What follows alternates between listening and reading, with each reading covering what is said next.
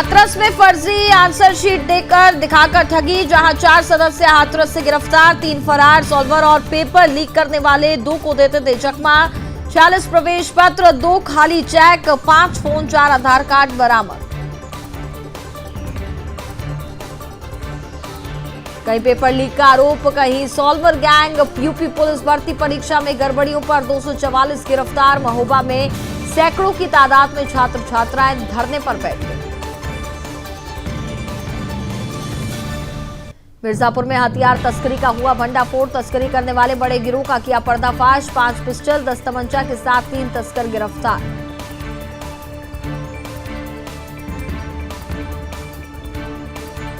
शामली में करोड़ों रुपए के गांजे के साथ 2 तस्कर गिरफ्तार। आज मोहम्मद, अन्य आरोपी पुलिस की गिरफ्त में। 182 किलो से अधिक गांजा किया बरामद। गांजे की कीमत करीब 2 करोड़, कार्रवाई जारी।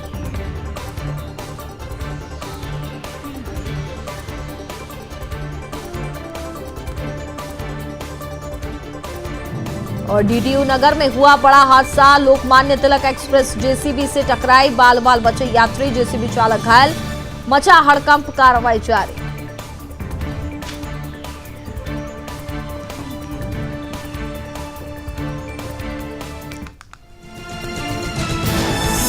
आप देख रहे हैं सुदर्शन न्यूज।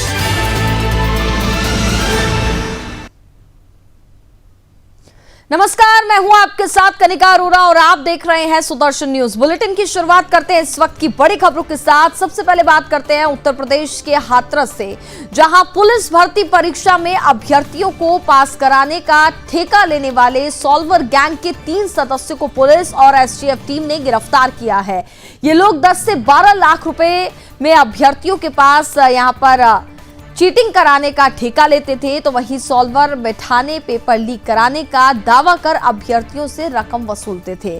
और इस गैंग में एक शिक्षक भी शामिल है। आरोपी हाथरस, अलीगढ़ और बुलंदशहर के रहने वाले बताए जा रहे हैं। गिरफ्तार अभियुक्तों ने बताया है कि वह लोग प्रत्येक लड़की से 10 से 12 लाख रुपए की सेटिंग करते थे और परीक्षा से पहले 6 लाख रुपया एडवांस भी लेते थे।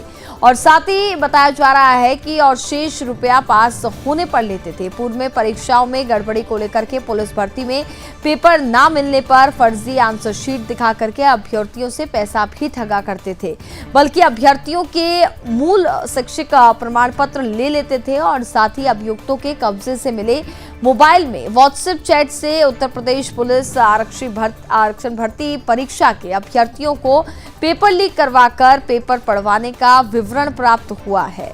आरोपियों के पास से 46 प्रवेश पत्र, यूपी पुलिस भर्ती 36 प्रवेश पत्र, अन्य प्रतियोगी परीक्षा, 2 खाली चेक, 5 मोबाइल फोन, 4 आधार कार्ड, 2 पेन ड्राइव और साथ ही एक ड्राइविंग लाइसेंस बरामद हुआ है।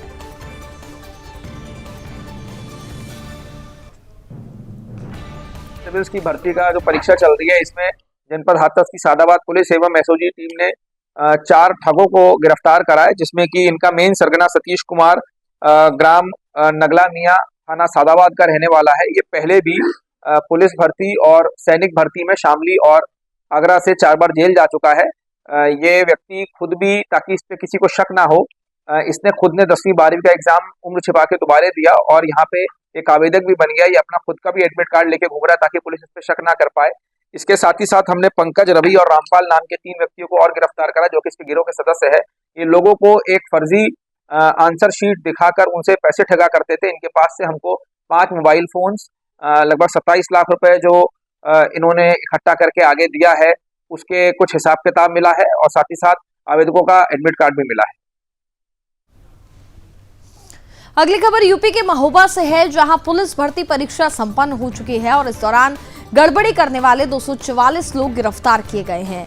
कहीं कोई दूसरी जगह बैठकर एग्जाम दे रहा था, तो कहीं कोई सॉल्वर गैंग पकड़ा गया है, जिससे कि यहां पर लाखों बेरोजगार युवाओं में आक्रोश का माहौल है। तो वहीं महोबा में पुलिस भर्ती परीक्षा का पेपर लीक होने पर छात्र छात्राओं में आक्रोश देखा जा रहा है और सैकड़ों की तादाद में छात्र छात्राएं धरने पर बैठे हैं। तो वहीं जिला प्रशासन के अधिकारी छात्र छात्राओं को समझाने का प्रयास कर रहे हैं और इस मामले में अभी तो बोर्ड कह रहा है कि पेपर लीक की खबरें फर्जी है, मगर पेपर लीक की इतनी घटनाएं हैं कि समझना मुश्किल हो रहा है। यहाँ पर यूपी पुलिस का पेपर लीक हुआ है, उसके मामले चल रहे हैं। बच्चे बहुत निराश हैं क्योंकि हम 5-5 साल से तैयारी कर रहे हैं सर जी, किसान घर से हैं। वो तो प्रत्येक बार लीक पेपर होता है। हम तो हमारी सरकार से यही मांग है यह पेपर को निरस्त किया जाए, री एग्ज़ाम कराया जाए और इस पेपर को ऑनलाइन कराया जाए। क्या सबूत है कि मतलब अगली बार भी लीक नहीं होगा पेपर। हमारी सरकार से यही गुजारिश है कि पेपर ऑनलाइन कराया जाए। अब बताइए सर, पेपर लीक हो चुका है, मान लो 100 लड़कों को पेपर मिल चुका है और हम लोग पेपर दे चुके हैं। अब मान लो उन लोगों 100 लोगों को पकड़ा जाएगा, वो तो ठीक है। अब लेकिन हम लोगों को पेपर हो चुका, हमारा तो कुछ होना नहीं है जिसको 140 नंबर। अगली खबर उत्तर प्रदेश के मिर्जापुर से है, जहां पुलिस ने बड़े असलहा तस्करी करने वाले गिरोह का पर्दाफाश किया है। ये गिरोह बिहार, मध्य प्रदेश और छत्तीसगढ़ से अवैध असलहा लेकर के मिर्जापुर में सप्लाई करते थे। दरअसल अहरूरा पुलिस ने इलाके के बरबकपुर के पास 15,000 के रुपए के इनामिया राजा बाबू, पप्पू कौल और साथ ही यहाँ पर दिनेश मोदनवाल को गिरफ्तार कर लिया गया है। पुलिस ने इनके कब्जे से 32 बोर के 5 पिस्टल, 10 देशी तमंचा, 315 बोर और 3 अदद जिंदा कारतूस बरामद कर लिए हैं। वहीं पुलिस अधीक्षक अभिनंदन सिंह ने गैंग का खुलासा करते हुए बताया कि ये गैंग मिर्जापुर और उसके आसपास के जनपदों में इन हथियारों को बेच देते हैं, जिससे जो पैसा मिलता था उसे आपस में बांट लेते थे। फिलहाल पुलिस ने 3 आरोपियों के खिलाफ मुकदमा दर्ज कर लिया है और आगे की कार्रवाई की जा रही है। ये अवैध असलहों में जो लोग डील करते हैं उनके खिलाफ लगातार हम लोग अभियान के रूप में कार्रवाई कर रहे हैं और इसी क्रम में आज थाना अरौरा की टीम द्वारा एक सफलता अर्जित की गई है, जिसमें कि 3 व्यक्ति जिनके पास से हम लोगों को 15 अवैध असलहे, जिसमें 5 पिस्टल 32 बोर की और 10 तमंचे 315 बोर के बरामद हुए हैं। इन तीनों व्यक्तियों का लंबा आपराधिक इतिहास है और तरह तरह के मुकदमे इन पर हैं, जैसे चोरी के, गौ तस्करी के, जुए के और अवैध असलहों में डील करने के।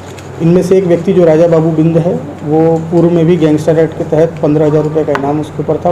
ये अगली खबर उत्तर प्रदेश के शामली से है, जहां थाना सदर कोतवाली पुलिस और एसओजी टीम ने चेकिंग के दौरान 2 लोगों को गिरफ्तार किया और उनके कब्जे से 181 किलोग्राम से अधिक गांजा जब्त किया है, जिसे तस्करी करके नेपाल से बिहार के रास्ते शामली लेकर के आ रहे थे। गिरफ्तार किए गए व्यक्तियों की पहचान शामली के गांव मालदी निवासी राजीव शर्मा और बताया जा रहा है कि गढ़ मुक्तेश्वर के आस मोहम्मद उर्फ शान के रूप में हुई है। पुलिस के अनुसार नशीले पदार्थों की खेप के बारे में संबंध में सूचना मिली थी और ये एक ट्रक में जा रही है। वहीं वरिष्ठ पुलिस अधीक्षक अभिषेक झा ने बताया है कि स्थानीय पुलिस को आरोपियों के बारे में नशे की खरीद फरोख्त करने की सूचना मिली और रविवार को मेरठ करनाल राष्ट्रीय राजमार्ग पर चेकिंग अभियान चलाया गया और उन्होंने कहा कि चेकिंग के दौरान ट्रक की जांच करने पर यह पाया गया है कि ट्रक से लगभग 182 किलो से अधिक गांजा बरामद किया गया, जिसकी अंतर्राष्ट्रीय बाजार में गांजे की कीमत करीब 2 करोड़ रुपए है। फिलहाल पुलिस ने दोनों के खिलाफ मामला दर्ज कर आगे की वैधानिक कानूनी कार्रवाई शुरू कर दी है।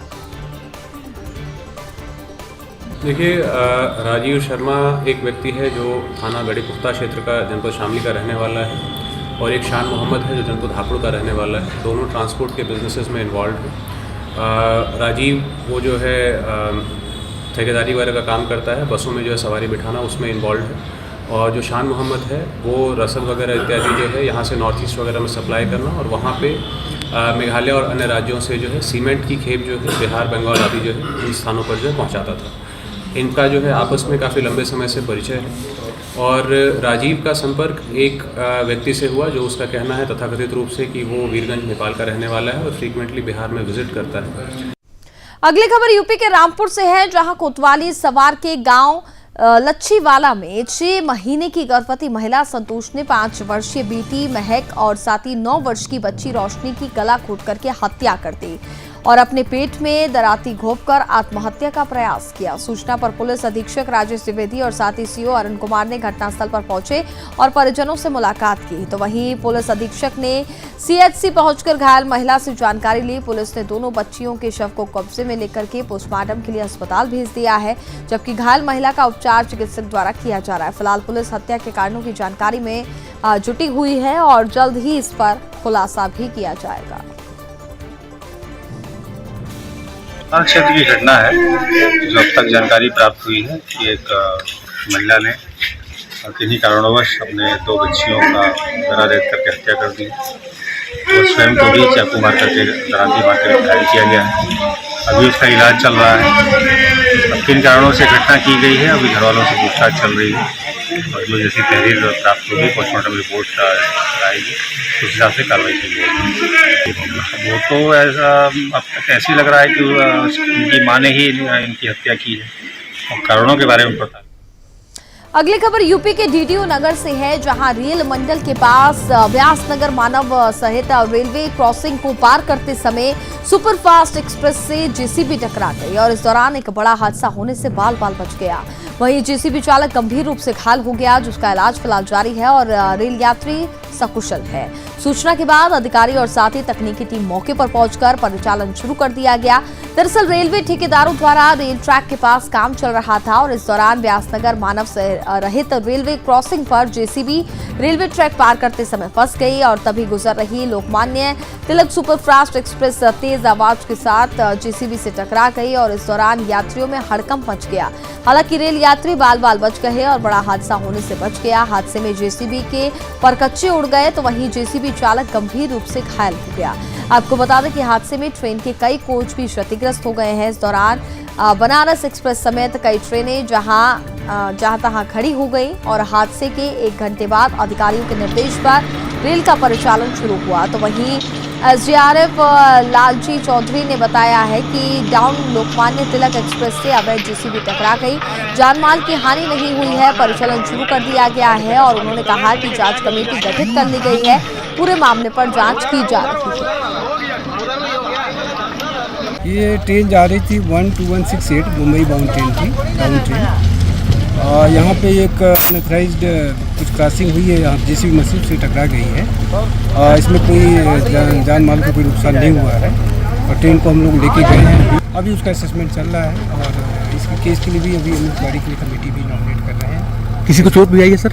चोट जो जेसीबी का ड्राइवर है वो अफेक्टेड है। अब बाकी हमारे जो पैसेंजर ट्रेन हैं या हमारे लोको पायलट्स हैं सब। क्योंकि अनऑथराइज रूप से वो क्रॉस कर रहा था जेसीबी का ड्राइवर, तो क्या उसके खिलाफ लीगल एक्शन प्रक्रिया है उसके अनुसार कार्रवाई की जाएगी।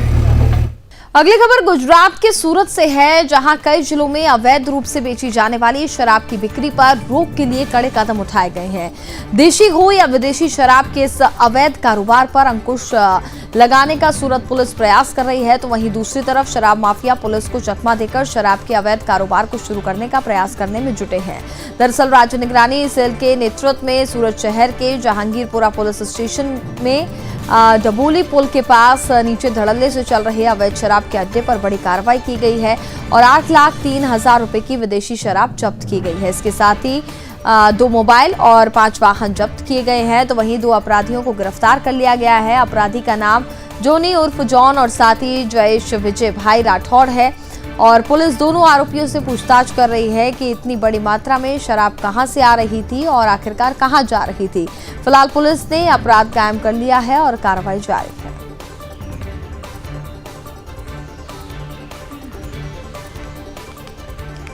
तो सूरत पुलिस को ये बड़ी कामयाबी हाथ लगी है, जहां बताया जा रहा है कि कई हजार की, माफ कीजिएगा, कई लाख की जो शराब है वो यहां पर जब्त की जा रही थी और इसके साथ ही 2 अपराधियों को भी गिरफ्तार किया गया है, जिनका नाम जॉनी उर्फ जॉन और साथ ही जयेश विजय राठौर बताया जा रहा है।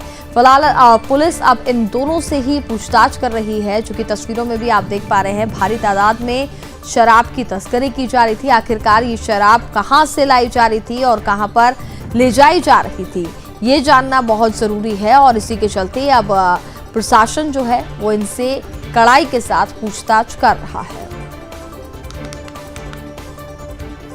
तो वहीं खबरों में आगे बढ़ेंगे और अब बात कर लेते हैं कि ओडिशा के सुंदरगढ़ से है, जहां पूर्णा प्रणाली मैदान में बड़ाइक समाज का बंधु मिलान में भारी संख्या में बड़ाइक समाज के महिला एवं पुरुषों ने भाग लिया और सभी ने अपने समाज में एकता बनाने और साथ ही आज के समय में शिक्षा पर जोर दिया। तो वहीं समाज के लोगों को अपनी जाति प्रमाण पत्र बनवाने की प्रक्रिया भी समझाई गई। दरअसल बड़ाइक जाति को पहले से ही 2 वर्गों में बांट दिया गया है, जिसमें एक वर्ग चिक समुदाय का है तो दूसरा वर्ग बड़ाइक समुदाय का है, लेकिन दोनों समुदाय का जाति एक है और जिसको लेकर सरकार को अवगत कराने के लिए उड़ीसा के श्रम मंत्री शारदा प्रसाद नायक को बड़ाइक समुदाय के अध्यक्ष ने प्रीति लिपि सौंपी और साथ ही सरकार से दोनों समुदाय को एसएससी कैटेगरी में और रखने की मांग की है। ओम शांति। हमारा देखिए एरिया का है, इधर हमारा ट्राइबल और SC/ST आदमी ही ज्यादातर रहते हैं। तो यहाँ का क्या है, हमारा देखिए ये SC/ST का जो मामला है ना, ये तो रहन सहन, वेशभूषा, खान पान, ये सबको लेके ही ये समाधान किया जाता है। तो इसके बारे में हमारा स्टेट गवर्नमेंट इंक्वायरी कर चुके हैं। और इसको देखिए प्रॉब्लम हमारा ये है कि चीक और बड़ाई को अलग अलग कास्ट में अलग लिस्टिंग हो गया है। चीक को जो OBC में हो गया है और बड़ाई को SC में हो गया है, लेकिन दोनों जात एक है। हमारा गवर्नमेंट तो इसके राज्य होकर सेंट्रल गवर्नमेंट के रिकमेंडेशन ले भेजा है, लेकिन अभी तक रिकमेंडेशन के होकर के नहीं आया। तो हम लोग आज और इसी के साथ फिलहाल इस बुलेटिन में बस इतना ही। आप देखते रहे सुदर्शन न्यूज। जय हिंद।